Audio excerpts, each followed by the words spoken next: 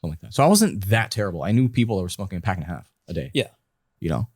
So, but back then, all I remember teenaging was you just couldn't get rid of the fact that you needed to lift your hand up, do this cigarette motion, put it on your lips and feel it. Like you literally feel the inhalation. It's the habit. The filter gets warm. It's the habit of it. It's the actual physical movement of it. What doctors told us and what we used to know about nicotine is that it's a highly addictive chemical. That's it, right? Warning, it's a highly addictive chemical. This is very highly addictive. This may cause cancer. We don't know what it is exactly, but it's all functioned into one. And we called it nicotine or tobacco. That's it. So then I have quit a bunch of times, bro. And that's the thing, is my relationship with it, I think, is a lot healthier. And I don't know, I have never met a single person that does it this way. Yeah. But when I quit, I do cold turkey. But then I put a time limit. When that time limit is over, guess what usually happens? You come to want to do it, and after all those cravings and you shutting them out for, like, let's just say 2 weeks.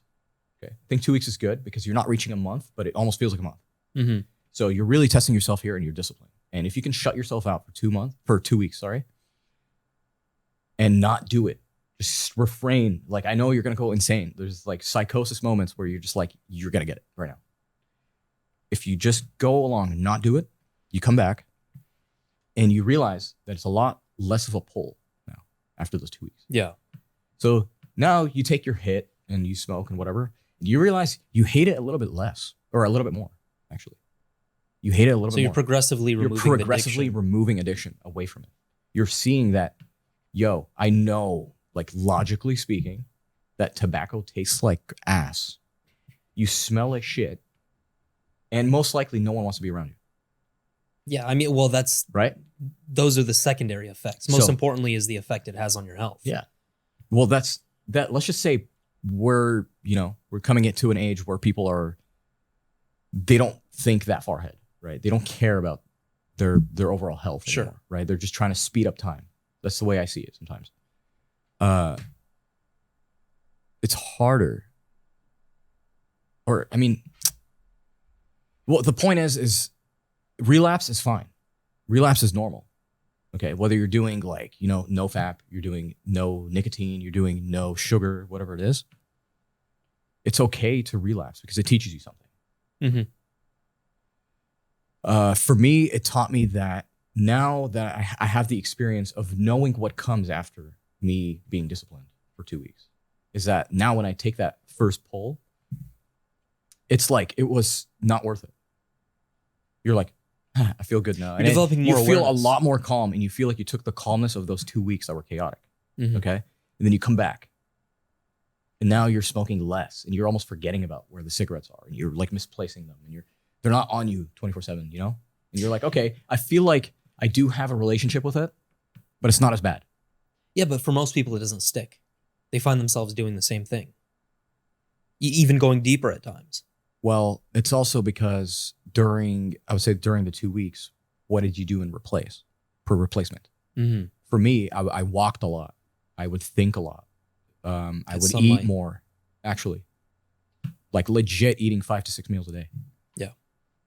And looking for snacks. I was drinking sodas. Like, and it wasn't probably the healthiest thing to switch to that. But later, it just became more healthy. Why? Because I started using nicotine pouches. Nicotine pouches changed the game because it is now, you're not receiving it in the inhalation like type of method. Nicotine is a misunderstood compound. You see a lot of those ads from like government or whatever companies that are like, ban nicotine, or nicotine is bad for your health. Nicotine itself is not bad for your health. No, it actually has quite a few health benefits. Like, it's anti-parasitic, antiviral, antifungal, makes you think clearly, a whole bunch of things. But I think and this actually makes sense with the inhalation, because what's the fastest way to get a drug or a toxin into your body? Either bloodstream or the lungs. The lungs, yeah. The lungs. It's a fast acting way of getting nicotine. Yeah. So, for example, if I were to put a nicotine pouch, it wouldn't kick in until 30 minutes. And it would really like simmer and like savor your saliva and then start entering your bloodstream. That's different. when you inhale, you go through a head rush. You're also killing your throat. You're killing the passageway for your throat. You're killing your esophagus.